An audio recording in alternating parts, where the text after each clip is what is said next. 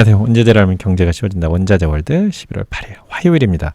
오늘 실버 얘기 좀 보려고 합니다. 중간사원과 맞물려서 어떤 지금 우리가 실버 가격에 대해서 특이점을 어떻게 어떤 가격적인 특이점보다는 이벤트적인 특이점이 중간선거라고 하는 이벤트를 앞두고 골드하고 실버 가격 좀 한번 체크를 해볼게요. 골드하고 실버는 이제 지표를 보면 뭐를 보면 되죠? 실질금리 보면 됩니다. 실질금리하고 반대로 딱 간다. 이렇게 보면 뭐 90% 이상 설명이 된다. 이렇게 좀 간단하게 생각을 해보죠.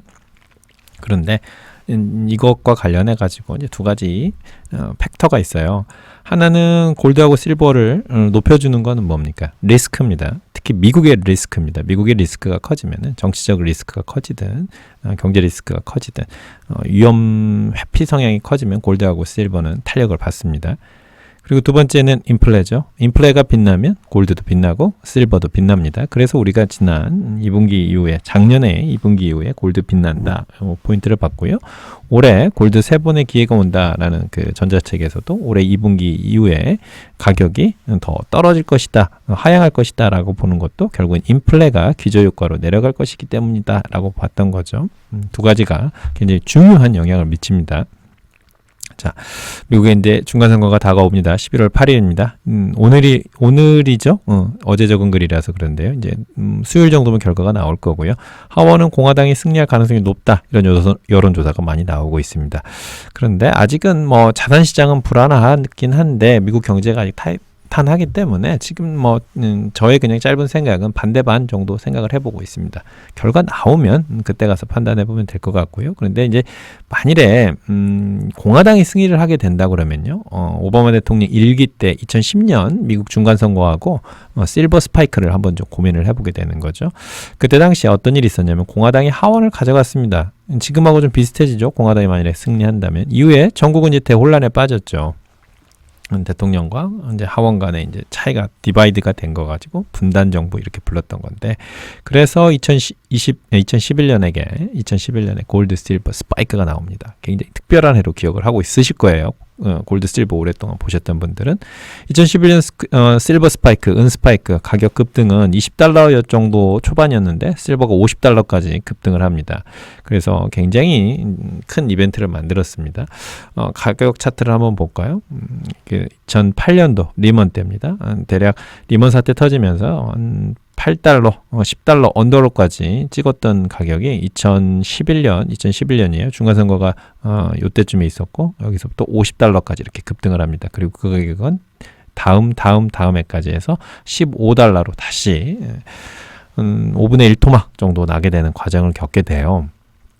그런데 이게 왜 이렇게 그러면 2011년도에 이렇게 실버 스파이크가 있었는지 그런 포인트들을 우리가 중간선거하고 연결해서 좀 보겠습니다. 중간선거 때문에 결국엔 그렇게 올랐습니다. 이때 보면은 골드도 이만큼 올랐습니다. 그린 선이고요. 이만큼 올랐고 다시 좀 내려오는 그런 과정을 겪었던 과정인데요.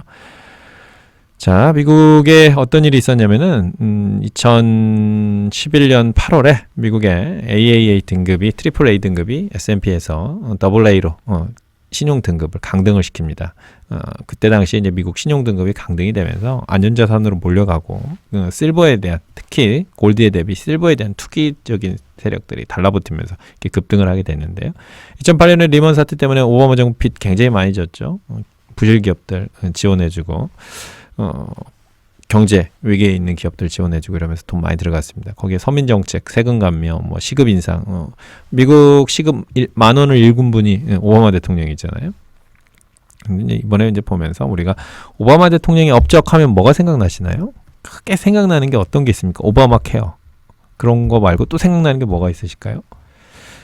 미국 대통령 중에서 가장 임기 말에 인기가 많았던 대통령입니다. 그리고 많이 이제 2008년도 위기를 극복했던 대통령이기도 한데, 또 돌이켜보면 엄청나게 큰 또 어떤 발자취를 남긴 대통령인가, 본인이 흑인 대통령이 되었다는 것 위에 또 어떤 포인트가 있는지도 좀 유심히 좀 보게 되는 포인트도 있는 것 같습니다.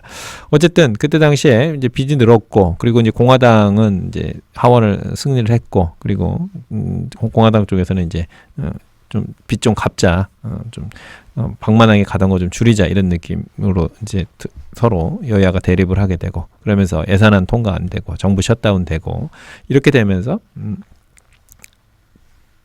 정부 셧다운 이렇게 좀 되고 그러면서 이제 미국 정부의 어떤 재정 갚아 나갈 능력 그리고 정치적인 합의 능력 이런 것들이 정치적 리스크를 키우게 되고 그러면서 신용 등급도 강등을 하게 됩니다. 그러면서 실버가 단숨에 $50까지 이렇게 올라갔다가 이후에 이제 다시 좀 공화당하고 이분 성함이 기억이 척슈먼가요. 네. 하여튼 굉장히 그때 당시에 이슈가 됐던 가드너 재무장관이고요. 오바마 대통령이었던 것입니다. 그러면서 다시 이제 실버는 이제 $16로 좀 내려왔는데요. 그러니까 어떤 포인트냐면은 우리가 이제 골드하고 실버가 이제 긴축 때문에 금리가 올라가면서 굉장히 많이 내려왔습니다. 그런데 미국이 이제 중간선거 이후에 정부하고 의회가 분리가 되면은 대립이 계속 이어질 거고요. 그 대립은 이제 바이든 대통령과 공화당의 대표주자인 트럼프 대통령 간의 대립으로 이어질 겁니다. 그렇게 되면 정치적인 리스크가 또 커질 거고요. 그런 포인트들에서 지금 미국 재정도 굉장히 빚을 많이 낸 상태입니다. 코로나 때처럼 2008년도 리먼 때하고 뭐 거의 비슷한 만큼 지금 그보다도 빚은 더 높은 수준이긴 하죠. 이런 상황에서 만일에 정치적인 갈등이 극에 달한다고 그러면 정치적 리스크가 극대화되면서 안전자산으로의 선호가 나타날 수 있다는 거.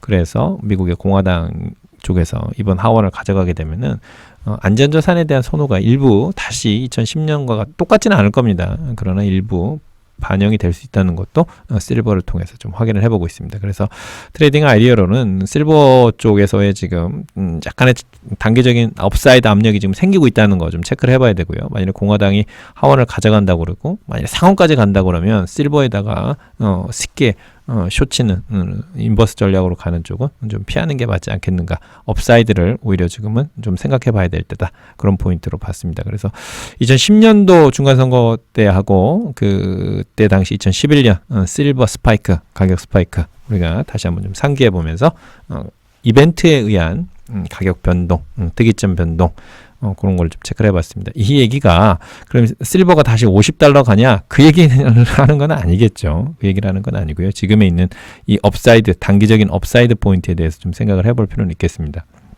그러나 장기적으로 우리가 인플레 실버 골드가 뭐와 같이 간다고요? 결국은 실질 이자율과 같이 가고요. 실질 금리와 같이 가고 인플레하고 같이 갑니다. 그런데 인플레는 지금 어제 IMF에서 봤다시피 피크아웃 한 거는 맞습니다. 천천히 내려가겠지만 결국에는 내려갈 거고요.